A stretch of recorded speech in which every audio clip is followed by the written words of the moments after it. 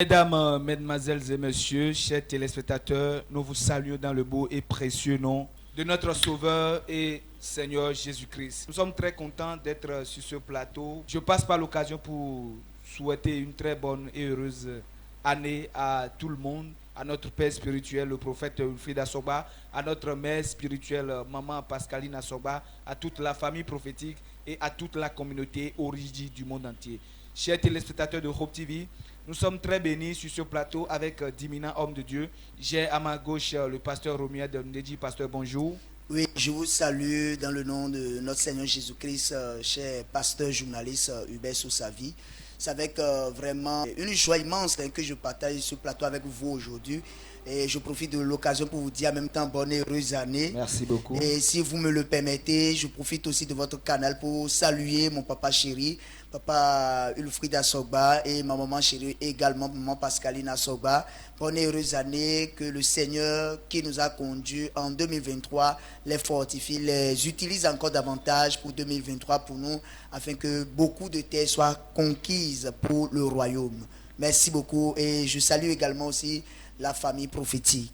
Merci, pasteur. J'ai à ma droite le pasteur Noël Sachenou. Pasteur, bonjour. Oui, bonjour, cher pasteur journaliste. Je suis le pasteur Noël Sachenou, comme vous venez de le dire. Je profite de cette opportunité pour saluer mon père spirituel, le prophète Wilfried Assoba, et maman et Assoba Pascaline. Et c'est un plaisir pour moi de partager ce plateau avec vous. Et je profite également de l'occasion pour souhaiter bonne et heureuse année à tout corps de Christ au Rijiji. Vous êtes bénis. Vous nous avez écrit sur notre page Hope TV Bénin, que je recommande d'ailleurs à tous les téléspectateurs qui ne se sont pas encore abonnés sur cette page. Beaucoup de messages se déroulent sur cette page, beaucoup de miracles, beaucoup de délivrances, beaucoup de guérisons, beaucoup de témoignages se passent sur cette page. Et vraiment, je vous recommande Hope TV Bénin sur Facebook.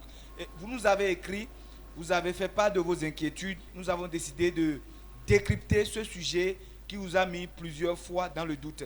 Le miracle est-il une fiction? Dans un instant, on se retrouve.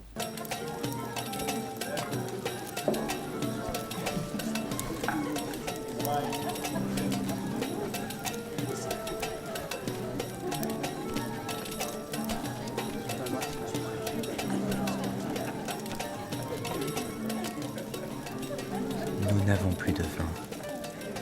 Nous devons aller voir mon fils.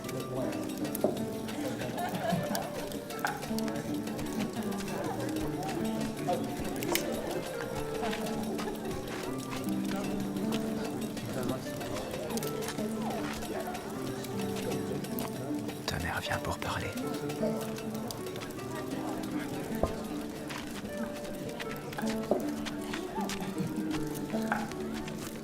Ils n'ont plus de vin.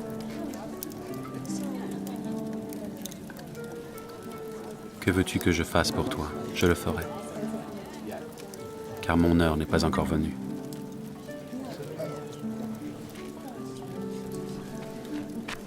Voici tout ce qu'il te dira.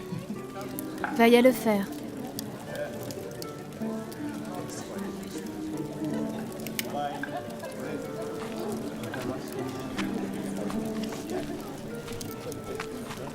Prends les vases et remplis-les. Les remplir? Avec de l'eau.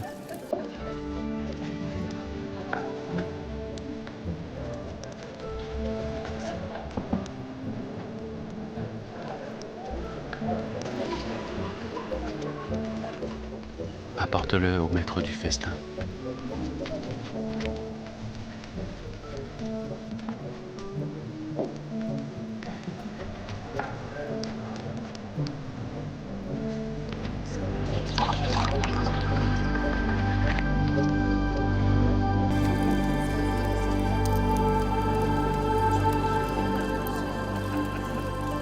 Ce sont les premières noces auxquelles j'assiste, où le meilleur vin est gardé pour la fin. Pasteur, les eaux se séparent lorsque Moïse a mis son bâton sur la mer rouge. L'eau est transformée en vin quand Jésus a juste demandé aux échansons d'aller puiser l'eau dans la mer. Ça s'est passé, bien sûr, aux noces à Cana. Et aujourd'hui, dans le monde chrétien, nous disons que c'est le premier miracle que Jésus a fait quand il a commencé le ministère. Tant d'événements qui suscitent aujourd'hui beaucoup de polémiques, qui font couler beaucoup d'encre aujourd'hui, tant dans le corps des scientifiques que dans le corps des chrétiens. Les scientifiques qui sont d'ailleurs les plus grands en matière de connaissance, mais qui disent que le miracle n'existe pas parce qu'ils n'arrivent pas à interpréter, à comprendre le fond du miracle. Et il y a aussi certains chrétiens qui disent aujourd'hui que le miracle, c'est le résultat de la simple magie. Entre vous et moi, vous êtes dans un mariage et puis on amène de l'eau, on transforme en vin. Pasteur Noël, est-ce que vous allez d'abord prendre ce vin-là? Merci beaucoup, cher journaliste pasteur. Concernant ce que vous venez de dire, vous savez, si tu es en Christ et que tu vois des choses comme ça et que tu as une connaissance de la parole de Dieu et que tu es rempli du Saint-Esprit, tu vas croire à ce qui s'était passé là. Le vin que tu es en train de prendre, qu'on t'a donné, et que tu sais que c'est l'eau qui s'est changée en ce vin-là, tu vas croire qu'il y a quelque chose qui s'est passé. Là, ça dépasse l'entendement humain qu'on ne peut pas expliquer. Là, ça veut dire qu'il y a une intervention divine. Il y a une intervention divine. Voilà. Oui. Là, il faut vous dire que ceux qui ne maîtrisent pas Christ, ceux qui ne connaissent pas Christ, ne vont pas accepter. Ils vont donner autre commentaire, soit disant que ça c'est de magie, ça c'est autre chose, ça c'est ci. Mais si tu es un chrétien, je vais vous dire quelque chose. En Christ, si tu as reçu Jésus, il faut savoir que son esprit qui est en toi, chrétiens que nous sommes, nous avons une capacité. Une capacité. Il va vous dire que ce n'est pas tout le monde qui peut faire ce qui a été fait à l'eau là pour se changer en vin. Cette capacité n'est pas donnée à n'importe qui, ce n'est pas donnée à tout le monde. Mais à ceux qui ont reçu ces dons d'opérer dans cette dimension. Oui, pasteur Romuald, le pasteur Noël a dit quelque chose tout à l'heure qui a attiré mon attention. Il a parlé d'une intervention divine. Vous êtes à Cana, vous assistez au mariage, vous regardez tout ce qui se passe, vous êtes au courant que le vin est terminé. Mais un homme qui quitte de nulle part, qui dit, bon, allez puiser juste de l'eau dans la mer, et on revient, l'eau se transforme en vin. Et la Bible nous dit que celui qui était l'échanson, celui qui était le maître, même a goûté le vin et puis il était sidéré. Comment on peut expliquer cet événement, cet état de choses? Oui, je vous remercie, chers journalistes. Vous savez, ce qui s'est passé avec Jésus, je crois c'est dans Jean chapitre 2, oui, à partir du premier verset au 12, je crois. C'est extraordinaire. Ce n'est pas, quand on a dit le miracle de vin, ce n'est pas que les gars étaient témoins, ce n'est pas qu'il a mis les jarres là devant eux, il a produit le miracle directement. Vous voyez par exemple les fêtes que nous faisons ici, les cérémonies funèbres et tout ce que nous faisons, vous aurez pu constater qu'il y a une chambre à part qui est réservée pour les nourritures. Yes. Vous comprenez? Oui, oui, yes. Il y a quelque part qui est réservé et c'est de là les nourritures sortent. Yes. Donc celui qui mange ne sait pas comment la nourriture a fait pour venir à sa table. Donc les boss étaient là, les rois étaient là, les invités de marque étaient là. Ils avaient déjà bu d'une qualité donnée. Et ils espèrent encore autre. Eux, ils ne peuvent pas expliquer que le vin soit terminé ou ne soit pas terminé. C'est-à-dire que c'est un jeu entre les invités et ceux-là qui ont organisé l'événement. C'est-à-dire que quand quelqu'un organise un événement, il y a ceux-là qui travaillent avec lui. En d'autres termes, ceux qui doivent servir, l'équipe de service. Donc, quand le vin est terminé, ils ont bu un type de vin. Regardez, vous savez, Dieu que nous adorons, Jésus que nous adorons, ne fait rien au hasard. Il fait toutes choses à perfection. Il fait pour révéler la gloire de Dieu. Il fait pour montrer que Dieu est différent de ceux du monde. Regardez, quand vous lisez, on dit le vin là a une qualité supérieure. De telle sorte que quand les gens ont bu, ils se disent, mais ça c'est quel type de vin? C'est-à-dire quoi? Ils étaient à table, ils étaient là tranquillement, quand on leur a amené le vin. Ils ont bu, comme ils ont bu l'autre vin. Ils ont dit, mais attention, Vous nous avez trouvé le vin là-haut. Et ils disent encore que vous avez joué avec notre conscience. Vous nous avez laissé, on a bu de vin qui n'est pas de bonne qualité. Et c'est à la fin où on est tellement saoulé, on est tellement fatigué maintenant, que vous nous avez envoyé de bons vins. Yes. C'est là où on va leur expliquer que non, ce n'est pas affaire de bon vin. C'est que le vin était terminé et que c'est de l'eau qu'on a amené. Il y a quelqu'un dans cette fête-là qui a juste prié et le vin, l'eau s'est transformée en vin. Jésus voulait révéler sa seigneurie. Jésus voulait révéler sa seigneurie. Il voulait montrer sa mission. Voilà pourquoi il a dit à sa maman, maman, mais pourquoi tu m'importunes? Mon heure n'a pas encore sonné. Mon temps de miracle n'est pas arrivé. Le temps où je vais me révéler à la face du monde n'est pas encore arrivé. Mais pourquoi tu veux, m'amener à montrer à tous ceux-là maintenant que je suis le Fils de Dieu? Vous voyez un peu le truc. Donc, c'est ce qui s'est simplement passé. Ce n'est qu'après ça maintenant que les gars ont su que, attention, c'est quelqu'un qui a prié, c'est de l'eau qu'on a changé en vin. Si c'est qu'ils avaient su au départ que c'est de l'eau qu'on avait amenée de Marigot, qu'on a transformé en vin, je suis sûr que beaucoup allaient laisser parce qu'on a dit c'est des notables, c'est des rois, c'est des princes et ils ne peuvent pas boire de n'importe quoi. Mais comme ils sont surpris, ils étaient là, on leur a envoyé le truc, ils ont bu, ils ont dit ça là c'est du bon, c'est du nickel. Mais vous avez trouvé ça où? Donc c'est un peu ça. On va suivre quelque chose rapidement. Ouais. Notre père, le prophète Wilfried Assoba, a fait sortir 2 ou 3 paroles qui ont choqué le monde entier. Ouais. Je vous dis, nous avons reçu des messages d'un peu partout au cours du séminaire des hommes de Dieu passé. Oui. On va rapidement suivre et puis on revient sur ce plateau. Jésus a ressuscité Lazare. Lazare est mort. On l'a enterré pendant des jours. Est-ce que c'est un miracle? Je vous dis, c'est pas un miracle. C'est une guérison. Toute chose qui s'opère lorsque vous priez n'est plus miracle. Mais toute chose qui est opérée lorsque vous ne priez pas, c'est ça miracle. C'est-à-dire quoi? Tu passes et quelqu'un est mourant là, la personne se lève. Parce que tu as passé. Tu n'as pas l'intention d'aller le guérir. Toi, tu passais seulement et le truc est opéré. Ton intention, c'est pas d'aller vers la personne pour agir sur la personne, prier sur la personne. C'est ça miracle. C'est toujours une capacité qui apporte quelque chose du surnaturel pour le physique. Mais ce n'est pas à toi de donner cette direction. Où est le miracle lorsque Jésus a ressuscité Lazare? Lazare même n'est pas un miracle. On l'a guéri. Oui. La mort est une maladie. Mais le miracle s'est opéré car la Bible dit quand Jésus ressuscitait Lazare, il y avait d'autres morts dans la ville qui sont ressuscités. C'est-à-dire Jésus n'a pas commandé la résurrection de ceux-là, mais l'acte ici a opéré là-bas et les résurrections continuent là-bas. C'est ça le miracle là-bas. Vous savez, quand il était venu au sépulcre de Lazare, Père, fais ceci. Je te demande ça à cause du peuple. Et non, je veux te mettre à l'épreuve. Honore ton fils pour que le monde te glorifie. Et il a prié pour que Lazare soit ressuscité. Ça, il a guéri Lazare de la mort. C'est une délivrance qu'il a fait. Il a brisé les chaînes de la mort sur Lazare. Mais le miracle est venu comme celui-ci est enterré là-bas. L'autre aussi est enterré là-bas. Mais il n'est pas venu vers eux. Il est venu pour celui-ci. Et au moment où il ressuscitait celui-ci, il voit que ceux-là aussi sont ressuscités. Sans qu'il n'a pas commandé pour eux. La résurrection a commencé là-bas. C'est un miracle. Alors, pasteur Romuald, notre père qui dit que le miracle, c'est différent de la guérison. C'est quoi le miracle au fait? Oui, je ne peux pas compléter à ce que mon père a dit, parce que ce que Daddy a dit là, ça révèle beaucoup de choses, ça explique beaucoup de choses. C'est comme il a dit, le jour où il le disait au séminaire des hommes de Dieu, tout le monde était hébété, parce qu'on avait l'habitude de faire cette confusion entre miracle et guérison.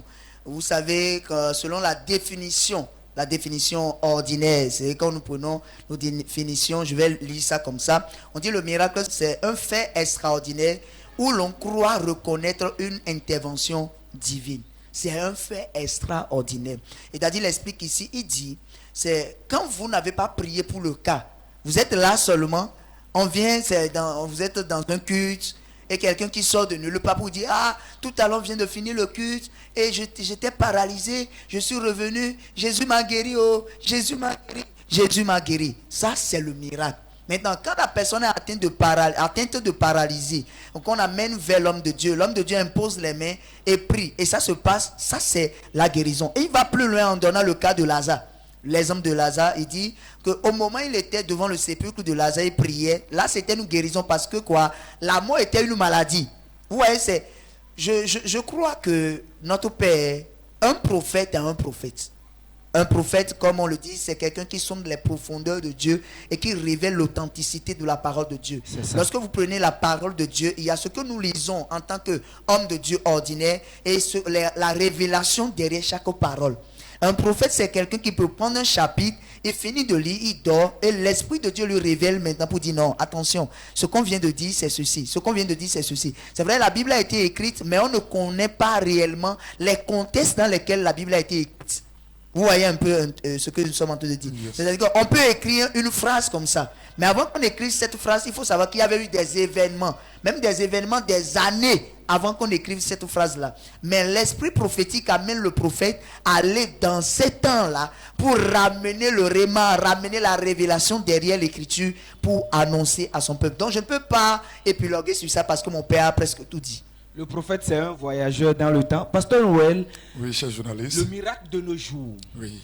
Est-ce que on peut dire que c'est le fruit de la suprématie de Dieu? Parce que quand je lis la Bible, dans Jérémie 32, verset 27, oui. Dieu dit, c'est moi qui suis l'Éternel, le Dieu de toute créature. Y a-t-il quoi que ce soit de trop difficile pour moi? Vous savez, merci beaucoup, cher journaliste. Le miracle, comme vient de dire mon cher collègue pasteur Romiad, vous savez, je peux accepter que c'est un fruit de la suprématie de Dieu. Pourquoi? Tel que le Père l'a expliqué lors du séminaire passé, le miracle, c'est que ça dépasse, j'ai dit tout à l'heure que ça dépasse l'entendement humain.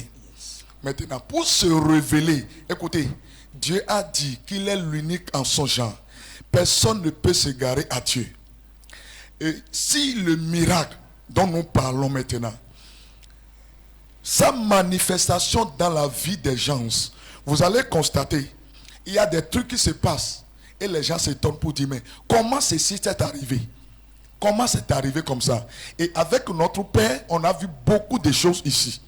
Dans le ministère international de la transfiguration de Christ, ministère Origigi, on a vu beaucoup de choses. Maintenant, la suprématie de Dieu. Quand nous lisons la Bible, il y a beaucoup de choses qui se passent, qui montrent que Dieu a la suprématie, qui a la souveraineté. Par exemple, le cas de, je vais parler d'Élisée, d'Élisée là, le prophète Élisée, qui était mort. La Bible dit qu'il était mort il y a d'environ 1 année plus tard. Et on l'a enterré. Mais quelqu'un qui est mort, il est mort déjà. Il n'y a plus rien là. La Bible dit, l'année suivante là, il y a quelqu'un qui est mort et on veut l'enterrer. Et il y a une guerre des troupes qui venaient. Et les gens ne savaient comment faire. Là, à cause de la peur, ils sont obligés de jeter ce corps dans le sepulcre. Pour eux, ils jettent ça seulement. Ne sachant pas que ce corps était tombé dans le sepulcre d'Élisée. Et grande était surprise, quand ils se sont revenus, ils ont constaté que celui-ci a repris vie et il est debout. Mais comment on peut expliquer ça là? Ça c'est la suprématie. C'est inexplicable. Dieu se suffit donc à sa peine. C'est ça. Pasteur Romuald, le miracle c'est le fruit de la suprématie, de la souveraineté de Dieu. Dieu se montre qu'il peut tout et que rien ne s'oppose à ses pensées. Comme Job l'a dit dans le chapitre 42, verset 2. Qui peut donc faire le miracle? Parce que je me dis, le truc est si facile. Si je suis un enfant de Dieu, je peux appeler mon Père qui est Dieu pour dire, papa, je veux montrer que tu es grand, que tu es souverain. Maintenant, est-ce que je peux me lever comme ça du jour au lendemain pour dire, bon, je veux opérer un miracle? Ou bien, il y a des gens qui sont choisis dans leur génération, parce que le pasteur Noël a parlé tout à l'heure du prophète Élisée. Et nous avons parlé au départ de Jésus-Christ, qui est le Fils de Dieu. Je vois tout cela opérer de miracles. Moi aussi, est-ce que je peux me lever du jour au lendemain pour dire je peux opérer un miracle? Oui. Bon, est-ce que tout le monde peut faire le miracle? Tout le monde ne peut pas faire le miracle. Et tout le monde ne peut pas faire le miracle parce que... Ça veut dire qu'il y a un cercle restreint de ceux qui peuvent le faire, ou bien c'est juste comme ça, tout le monde ne peut pas le faire? Quand nous prenons par exemple 1 Corinthiens chapitre 12 verset 10, là, déjà 1 Corinthiens chapitre 12 qui parle des dons du Saint-Esprit, chacun avec son don. Vous voyez par exemple quand nous allons au niveau de 1 Corinthiens chapitre 12 verset 10, il dit à certains le don d'opérer les miracles. Yes. D'autres ont reçu comme don l'opération de miracles. Et maintenant, lorsque vous avez l'Esprit de Dieu en vous, L'Esprit de Dieu vous donne la capacité d'opérer le miracle de Dieu. Vous devez comprendre le processus du miracle. Le miracle, ce n'est pas que je suis malade, je quitte ma maison, je viens voir l'homme de Dieu pour dire, homme de Dieu, je suis malade, viens me guérir. Ce n'est pas ça le processus du miracle.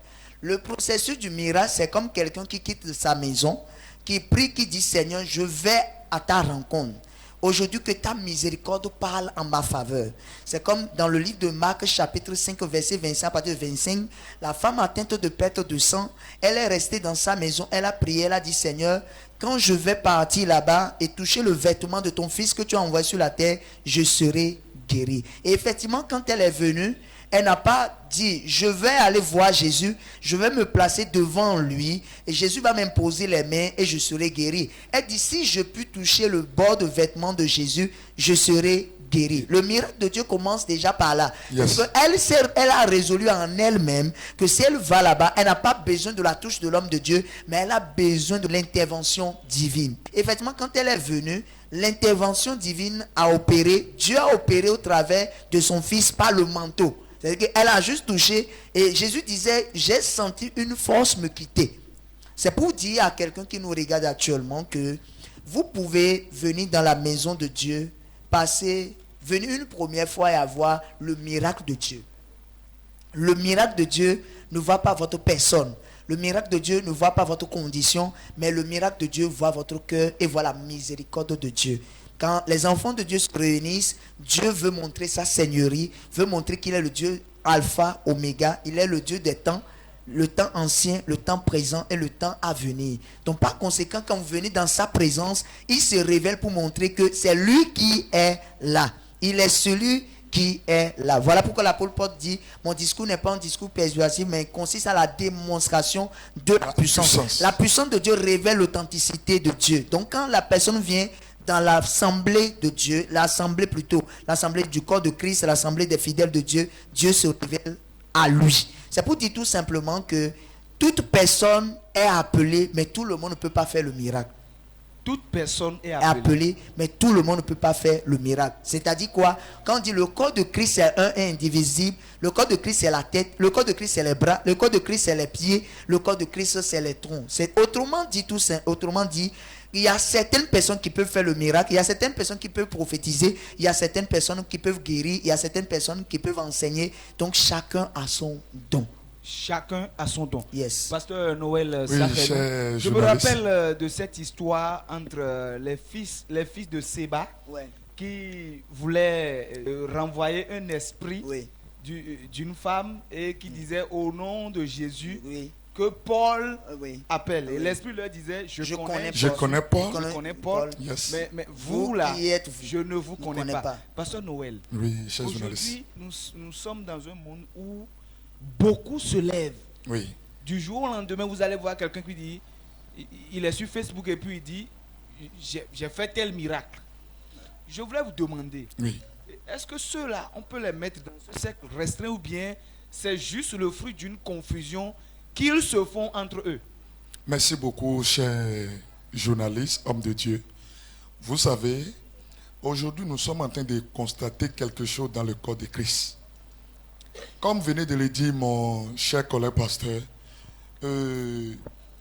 tous sont appelés, mais tous n'ont pas la capacité d'opérer de miracles. Si vous n'avez pas ces dons-là en vous, vous ne pouvez pas opérer. Maintenant, qu'est-ce que nous sommes en train de constater? Nous sommes en train de constater que il y a des gens, parce que mon frère est en train de faire, donc moi aussi, je dois faire quelque chose pour faire montrer aux gens que moi aussi, j'ai la chose. Alors que ce n'est pas ça. Est-ce que vous me comprenez? Oui. Donc, là, moi j'appelle cela, excusez-moi pour le terme, fonctionnaire spirituel. Pourquoi il dit ça? Si Dieu n'a pas fait au travers de toi, mon frère, il faut prier ou bien il faut attendre. Te prier avant même de recevoir les dons spirituels. Ce n'est pas facile. Ce n'est pas facile. Est-ce que vous me comprenez? Donc là, ceux qui disent, et j'ai vu telle personne faire et qui n'ont pas la capacité, moi j'appelle ça capacité. qui n'ont pas la capacité de le faire et qui disent qu'ils vont le faire, ils seront entrés dans la confusion. Et vous allez constater pour ce genre de ministère ou bien pour ce genre de personnes, hommes de Dieu ou quoi, quand ils commencent à un moment donné, ça échoue. Le feu. Parce qu'ils n'ont pas été destinés pour ce genre d'opération. Parce que vous savez, il y a des gens qui sont appelés pour opérer des guérisons. Il y a d'autres qui sont là pour la connaissance. Il y a d'autres là qui sont là pour la sagesse. Ça, c'est l'esprit qui donne tous ces dons-là. Mais maintenant, parce que l'autre est dans tel domaine, donc moi aussi, comme je n'ai pas ces dons-là, je dois faire de cafouiller, je dois faire quelque chose là pour les faire montrer que moi aussi je suis dans le domaine. Ce n'est pas ça. Il y a certaines personnes qui sont venues s'infiltrer dans le rang de ceux-là qui sont choisis pour opérer des miracles. Au-delà de ça, il y a une confusion dans le monde chrétien aujourd'hui qui émane de l'affluence des magiciens. Parce que dans le monde, nous voyons des gens aujourd'hui qui se disent magiciens et qui vont même dans les chaînes de télévision qui disent, voilà, ils peuvent faire telle chose. Tout ce qu'on fait à l'église, qu'eux, sont capables de faire. Tout ce qu'on produit à l'église, tout ce que le pasteur fait, qu'eux, ils peuvent le faire. Est-ce qu'on peut faire aussi le miracle dans le monde? Est-ce qu'un magicien peut aussi faire du miracle? Bon, avant de répondre à cette question, je vais rapidement abonder dans le même sens que le pasteur Noël pour parler de qui peut faire le miracle. Ok, je vais rapidement compléter quelque chose avant de déboucher sur l'autre. Vous voyez par exemple quand nous prenons Actes chapitre 3, Jean et Pierre qui allaient au temple. Il y a quelque chose qui s'est passé là. Et je veux rapidement qu'on parle de ça pour faire la nuance. Sinon les gens vont prêter confusion. Les gens vont commencer à dire mais comment on va dire que tout le monde ne peut pas faire le miracle? Non. Chacun avec son appel. On revient sur le don.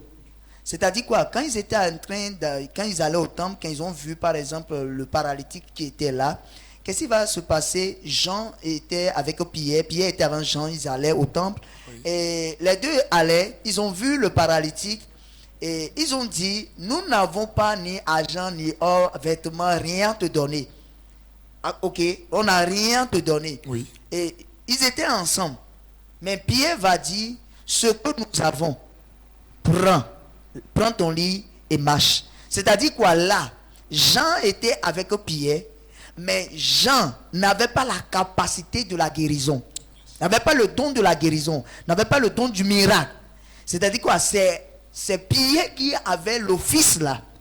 Donc, à ce moment, je veux même qu'on lise ça, c'est pas beaucoup. On peut lire parce que nous sommes en train d'éclairer l'opinion publique et il faut qu'ils comprennent réellement. Nous sommes dans Actes chapitre 3. Oui. Actes chapitre 3. Ouais.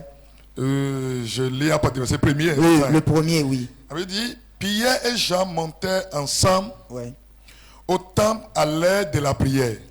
C'était la 9e heure. Il avait un homme boiteux de naissance qu'on portait et qu'on plaçait tous les jours à la porte du temple appelé la Belle, pour qu'il demandât l'aumône à ceux qui entraient dans le temple. Cet homme, voyant Pierre et Jean qui allaient y entrer, les demanda l'aumône.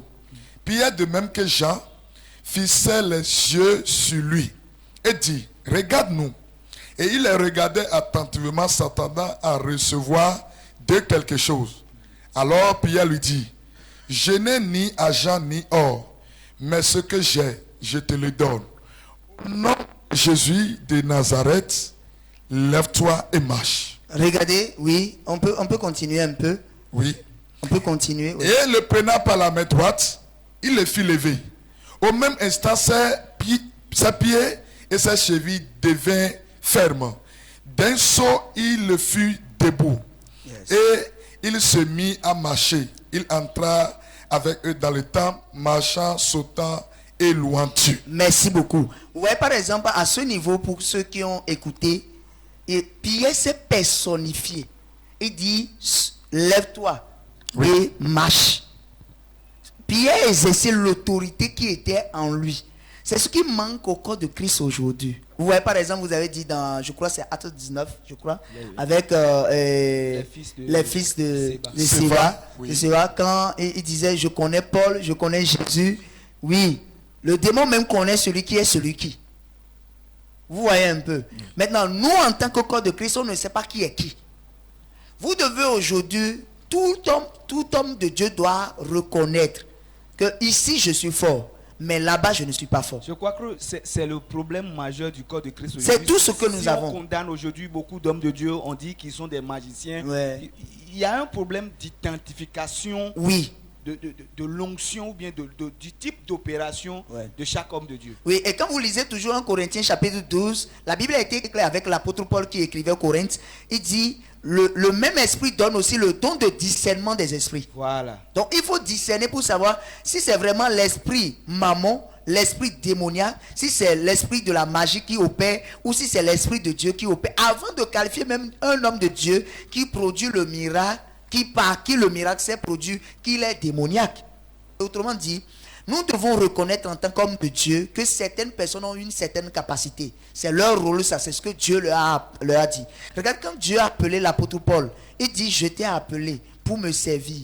Mais tu seras quoi? Apôtre de souffrance. Et tu vas me servir. Vous allez voir tout simplement que l'apôtre Paul, c'est celui qui a écrit beaucoup de livres. Il a même défini la base même du christianisme aujourd'hui. Vous voyez, c'est la mission que lui a reçue. L'apôtre Paul a fait le miracle. Certaines personnes ont le don d'accomplir tous les dons. C'est-à-dire quoi? Il peut faire la prophétie, il peut guérir, il peut faire le miracle, il peut enseigner à perfection et tout et tout. Mais par contre, d'autres, ils sont pas dans ce domaine-là. Ils sont plus enseignants. C'est pour dire, nous devons dire, on dit le même esprit, plusieurs dons. C'est-à-dire que Jésus, Dieu même déjà au commencement a catégorisé les choses. C'est-à-dire quoi? Toi, je t'appelle, tu seras un guérisseur. Tu vas prier, les gens seront guéris. Toi, tu vas prier, les miracles vont se produire. Toi, tu vas prophétiser. Toi, tu vas enseigner. Donc, ça veut dire quoi? Si je suppose que c'est moi qui suis enseignant ou que je manifeste l'opération de miracle et que l'autre est enseignant, quand il finit d'enseigner, il peut m'envoyer, je prie et le miracle de Dieu se passe. Pas on va dire que c'est lui ou c'est moi. On va dire le corps de Christ a opéré un grand miracle.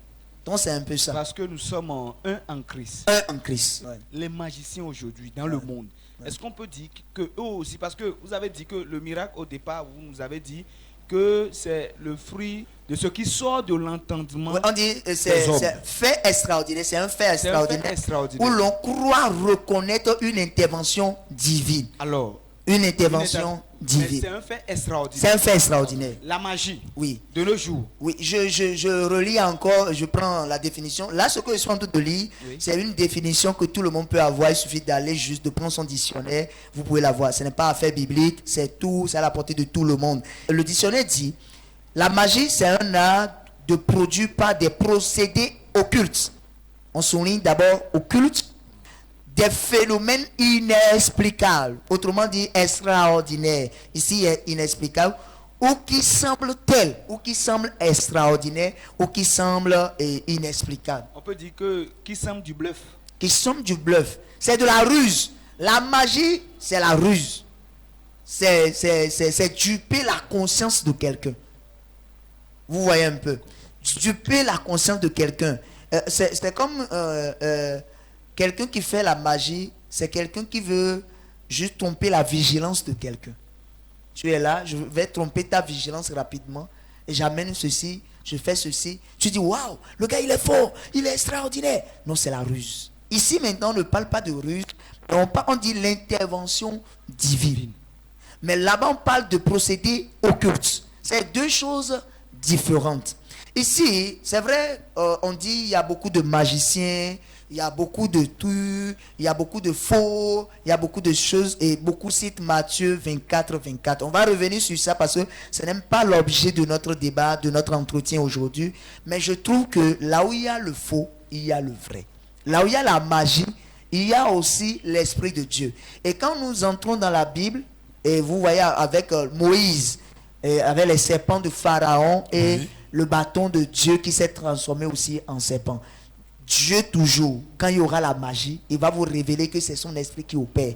Donc à chaque instant, vous allez voir que c'est la main de Dieu qui agit. En aucun cas, vous n'allez jamais... À cause de ça, la Bible, pour ceux qui ne méditent pas la Bible, c'est un péché.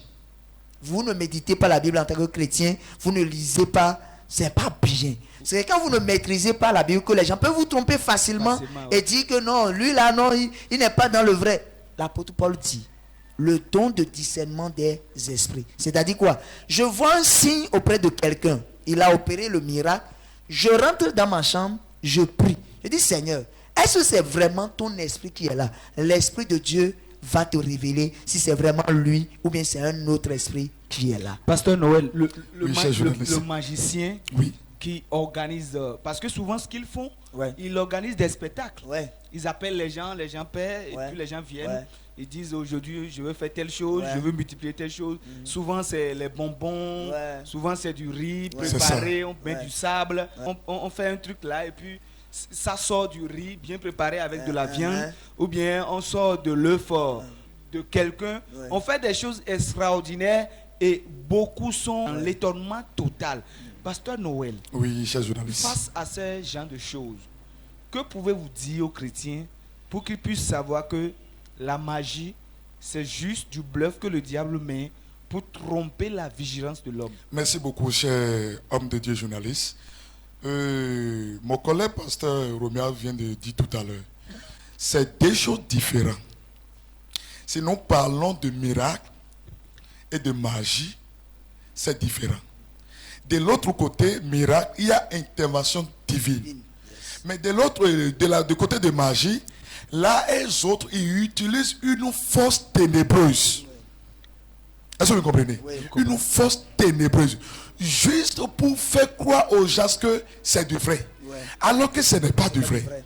Si tu es un chrétien et que tu n'as pas la parole, je dis la parole, tout chrétien doit avoir la parole. Si tu n'as pas la parole, bien aimé, même si tu es un chrétien, quelqu'un du monde peut te détourner rapidement. Rapidement. Parce que ce que tu vois là, si tu ne sais pas faire, tu vas croire à ça. Tu vas dire, ah, c'est vrai, là, il y a ci, il y a ça, il y a ci, il y a ça. Écoutez-moi, ça là, ce n'est pas vrai. Ce n'est pas vrai. Il y a du faux là. Mais pour que tu sois juste et que tu ne te perds pas, il faut que tu sois attaché à Christ. Parce que si nous lisons Philippiens, hein, Oui. chapitre 2, verset 9, dit car Dieu l'a souverainement élevé. Il lui a donné le nom qui est au-dessus de tout nom. Écoutez-moi, là, les forces que les autres utilisent pour faire croire aux gens que c'est là il y a puissance, c'est là il y a Dieu. Non. Jésus-Christ de Nazareth a déjà dépassé ces choses. Ce niveau. Ce niveau. Donc, magie aujourd'hui, on voit ça. Matthieu 24, dont dit tout à l'heure mon collègue, la Bible dit, au dernier jour, il y aura des faux prophètes. Même si on ne sait pas faire, on peut voir tout ceci aussi dans les élus de Dieu. Dans les élus. Donc, pour les reconnaître, il faut que tu sois mis spirituellement. Sois mis spirituellement dont je parle, il faut que tu aies la parole de Dieu en soi. Et le don de discernement. Vous avez dit tout à l'heure que nous sommes un même corps. Oh, oui, oui. Nous avons Christ que nous défendons vraiment. Mais aujourd'hui, il y a deux camps dans le corps de Christ. Ouais. Il y a ceux qui combattent le miracle, Ouais. et il y a ceux qui sont pour le miracle.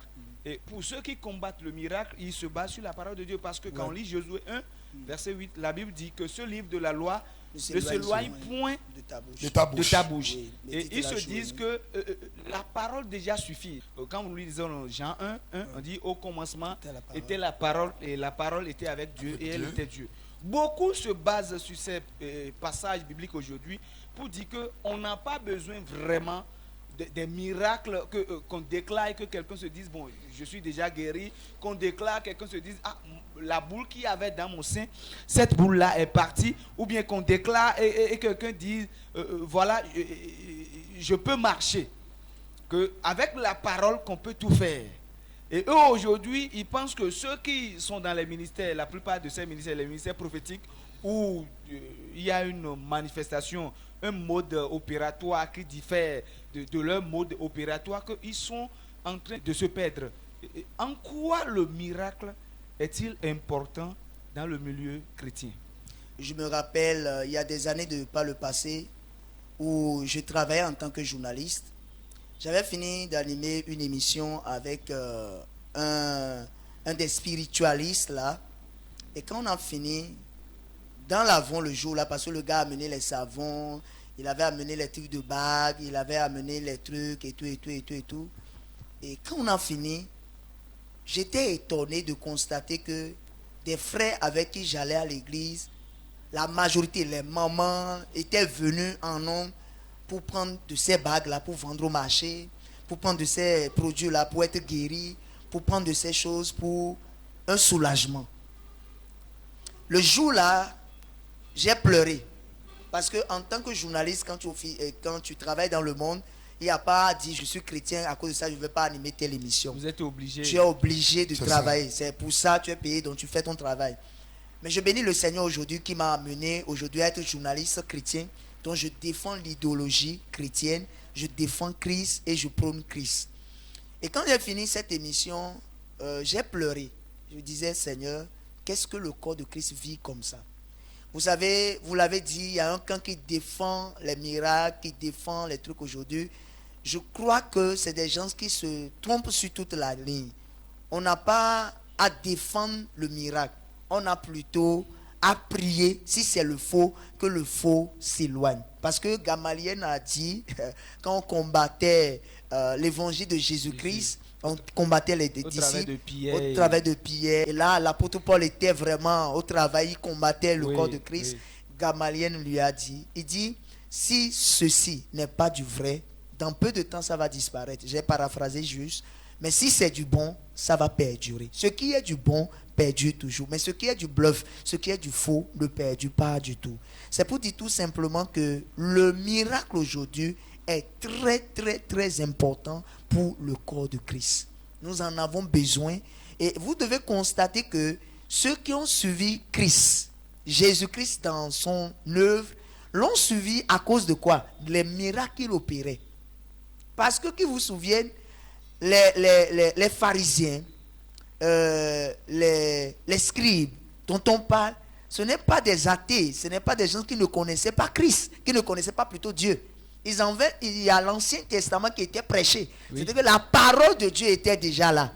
Mais qu'est-ce qui a fait que Jésus l'a plus dominé? C'est la manifestation de l'Esprit de Dieu. C'est les miracles, c'est les guérisons, les prodiges qui s'opéraient et tout le reste. Les morts qui sont ressuscités, l'épilepsie qui est guérie, les miracles qui se produisaient. C'est ça qui a même accompagné, qui a même amené les gens à dire, ah, ça on n'a jamais vu.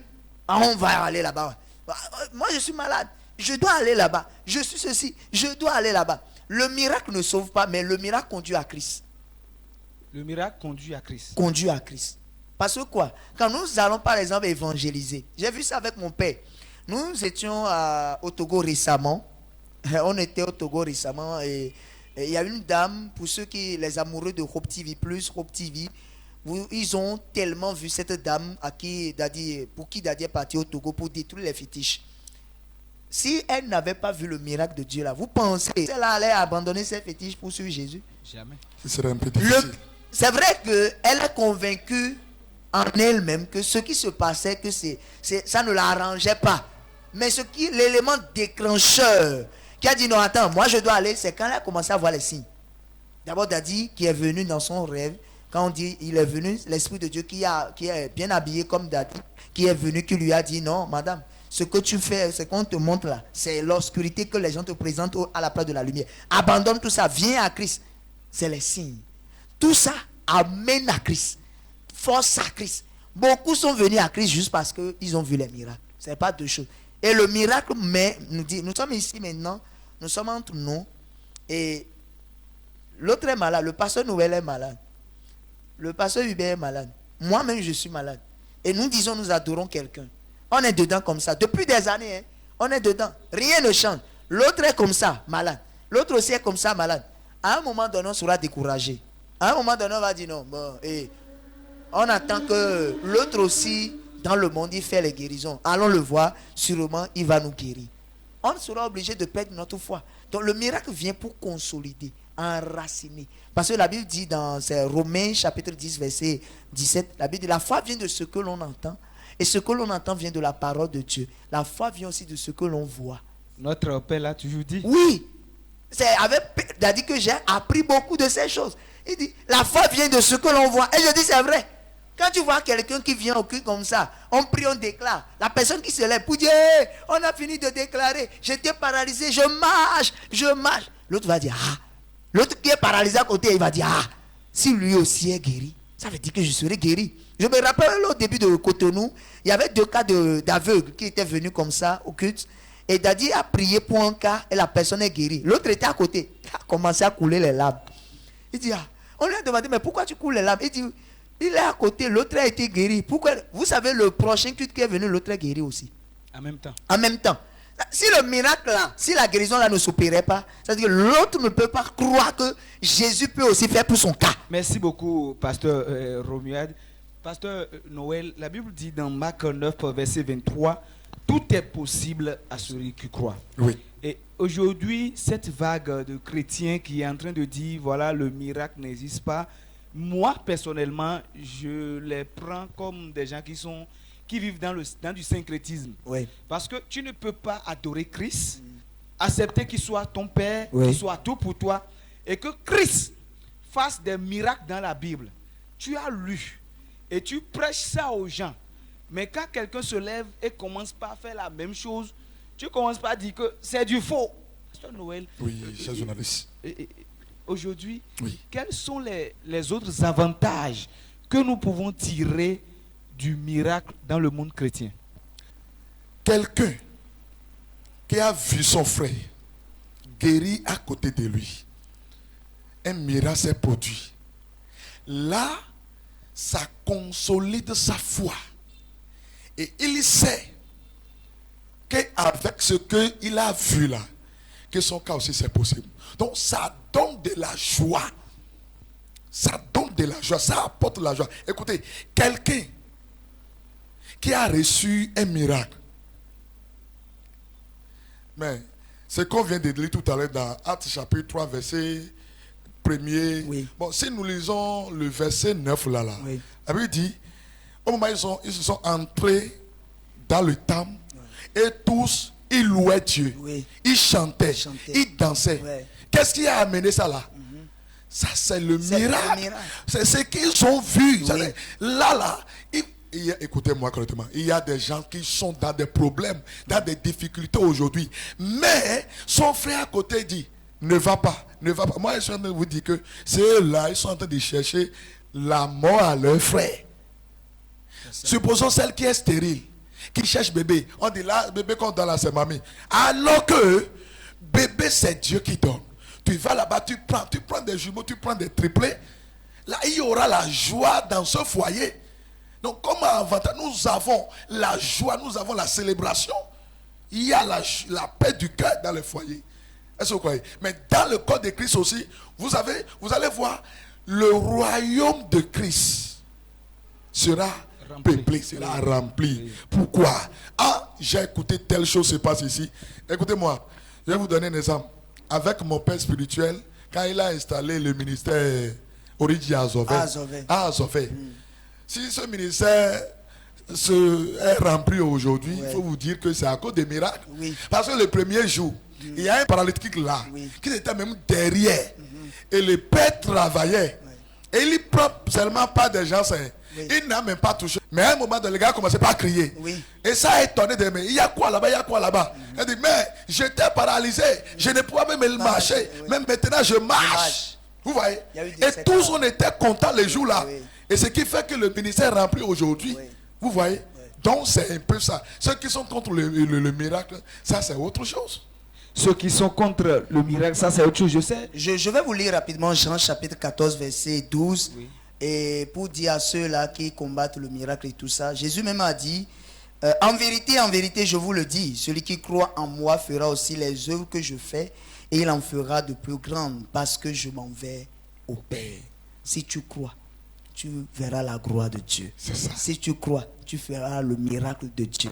C'est pour dire tout simplement que c'est manque de connaissances qui amène certains, et de surcroît hommes de Dieu, à critiquer le miracle dans le corps de Christ. Parce que quoi, quand nous prenons même 1 Corinthiens chapitre 12 là, avec les dons, celui qui lit ce verset C'est son office à lui. C'est le don qu'il a reçu. Il a reçu le don d'enseigner. Donc, il va enseigner. Vous voyez un peu ce que je dis. Donc, l'autre qui n'a pas peut-être le don de miracle ne peut pas dire parce que l'autre fait miracle, il est faux. Non. Non, pas du tout.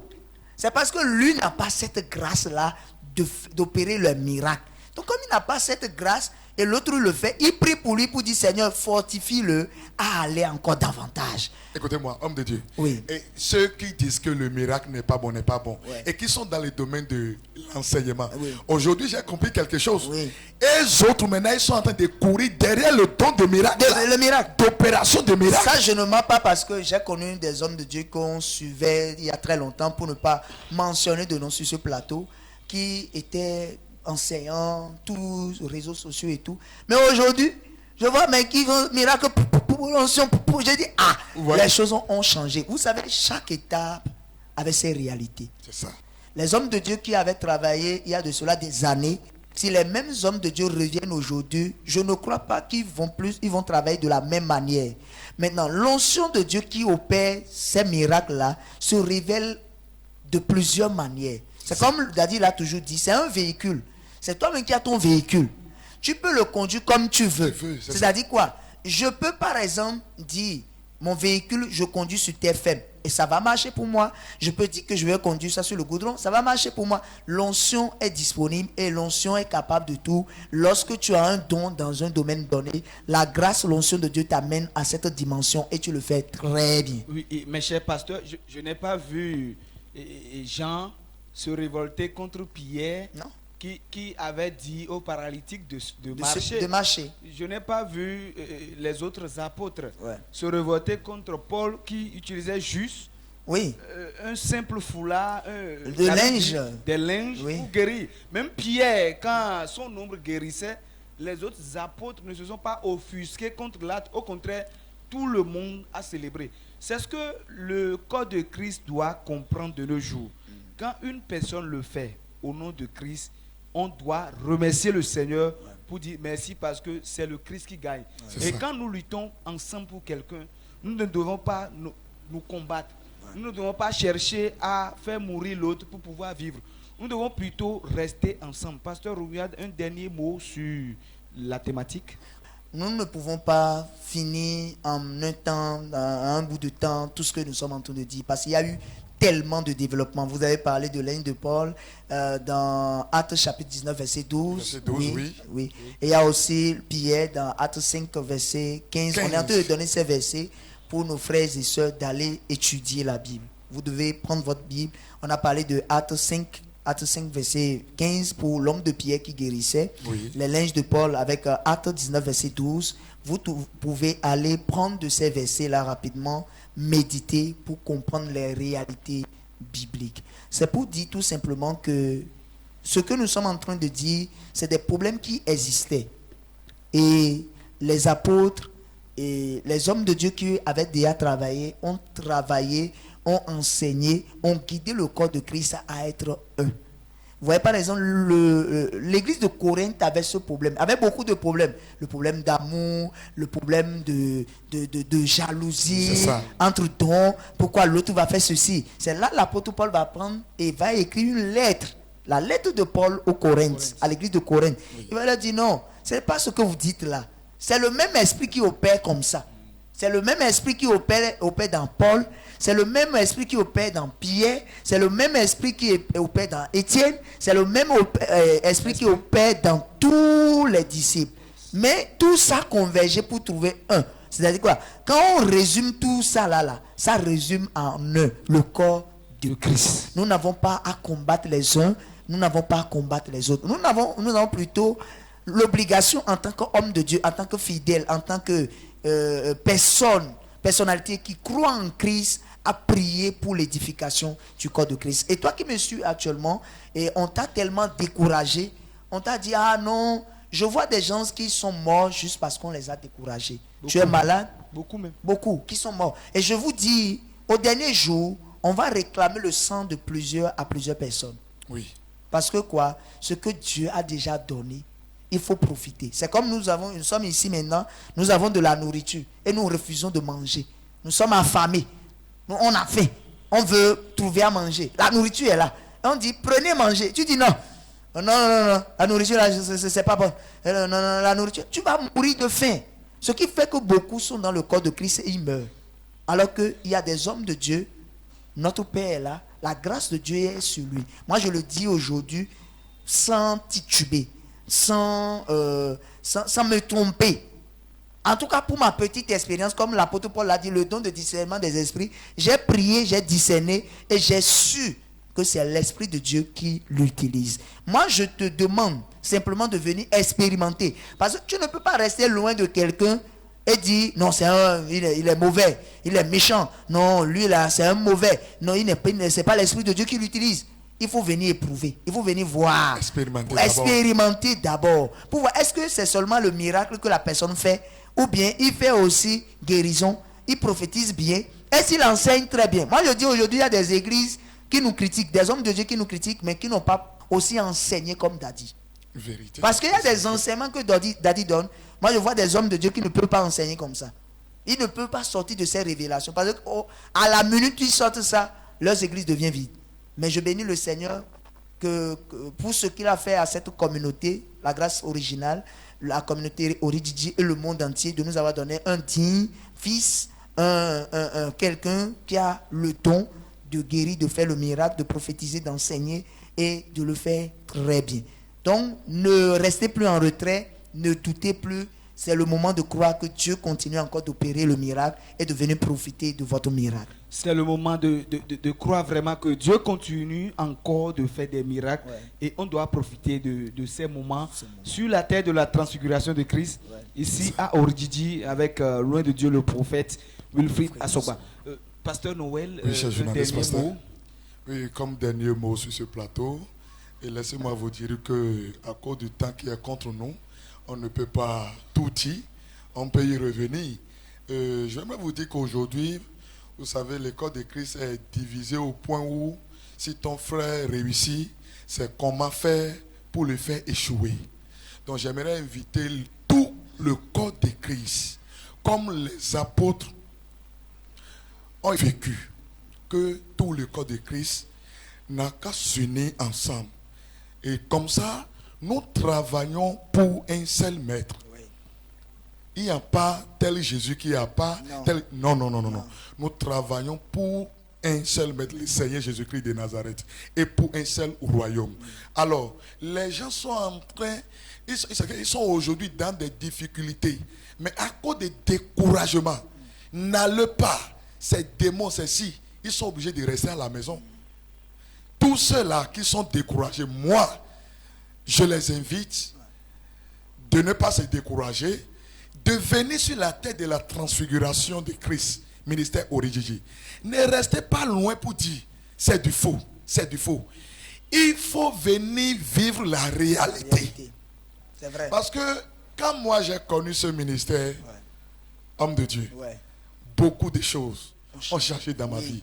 Et c'est que je ne sais même pas comment exprimer la joie qui m'anime aujourd'hui à cause de ce ministère. Je le disais tout à l'heure quand j'étais journaliste, comme je le dis, j'ai pleuré, j'ai prié. Mais je dis, Dieu a répondu à ma prière aujourd'hui. Yes. Parce que aujourd'hui, là, vous allez constater au Bénin que les spiritualistes ne dominent plus. Non. Les gens il y avait eu un moment où... Il y avait un moment, ce que moi j'étais en train de dire, il n'y a pas cette semaine-là. Et ce qui rapportait même plus d'argent à ces radios-là, à ces chaînes de télévision, c'était ces spiritualistes. C'est ça. Mais aujourd'hui, la tendance a changé. Oui. Parce que quoi? Ils peuvent aller partout et c'est impossible. C'est quand ils viennent maintenant, par la prière, la guérison. Moi, je bénis le Seigneur aujourd'hui pour le don qu'est notre Père, le prophète Wilfried Assogba, pour le monde entier. Parce que c'est tout le monde qui profite. Les femmes qui ont conçu. Moi, je le dis, c'est quand j'ai croisé Oridji que je souris aujourd'hui. On ne le dit pas pour vanter les mérites de quelqu'un. On ne le dit pas pour faire culte de personnalité. On ne le fait pas. Ce n'est pas un culte de personnalité. Mais on vous dit ce que nous on a expérimenté, ce qu'on a vu qui est vrai. On dit quand tu vas quelque part, tu manges quelque chose qui est bien là. Il faut donner à ton frère. Il faut, quand tu goûtes à la source d'eau vive qui donne la vie, tu dis frère, viens, je t'invite. Viens goûter aussi et tu auras la vie. Donc je vous invite, on vous invite. Les hommes de Dieu vous ont rassuré. Le miracle en Jésus n'est pas une fiction mais une réalité. C'est juste parce que c'est extraordinaire et que la science ne peut pas l'expliquer que beaucoup de scientifiques aujourd'hui sont en train de combattre, et beaucoup de chrétiens qui ont choisi la parole et qui ne veulent pas suivre ce côté, ce mode opératoire de notre Seigneur Jésus-Christ, qui disent que le miracle c'est de la magie. C'est un mystère de Dieu. Marie a demandé à l'ange Gabriel, mais comment se pourrait-il que je tombe enceinte alors que je suis toujours vierge? Yes. L'ange Gabriel lui a dit, rien n'est impossible à Dieu. Dans Luc 1, verset 37. Et Oui. dans 1 Corinthiens 1, à partir du 27e verset, Dieu, pour couvrir les sages de la honte, Oui. prend des choses viles, C'est ça. des choses qui ne sont pas importantes pour faire d'eux des grandes choses. Ouais. Chers téléspectateurs, le miracle existe vraiment et nous avons tous besoin d'un miracle dans notre vie pour consolider notre foi, pour être plus proche de Dieu et aussi pour sourire tous les jours de notre vie. Si tu crois, tu verras la gloire de Dieu. Yes. Dans Marc 10, verset 27, aux hommes, cela est impossible, mais à Dieu, tout est possible. Nous sommes sur la terre de la transfiguration de Christ, la reine des solutions, la reine des miracles. Je vous invite sur cette terre. À Cotonou, c'est à Kokokodji, au carrefour L'Oiseau Blanc. À Lokosa, c'est à Chikome 2. L'avant face à l'EPP Chikome 2. À Azové, c'est dans l'avant de l'ancien siège de Plan Bénin. À Parakou, c'est à Guéma. À Lobogo, c'est à Viloko, devant les témoins de Jéhovah. Le miracle, ce n'est pas une fiction, c'est une réalité. Il faut aller le chercher comme cette dame qui coulait le sang depuis 12 ans. Si vous avez le miracle, vous avez la solution. Et si vous avez la solution, vous avez la joie. Chers téléspectateurs, merci de nous avoir suivis. Cher pasteur, merci d'avoir répondu à notre invitation. J'espère que pour les prochaines fois, vous allez encore répondre comme... Le plaisir partagé, on est toujours ensemble. Nous sommes ensemble. Merci beaucoup. Merci et à très bientôt.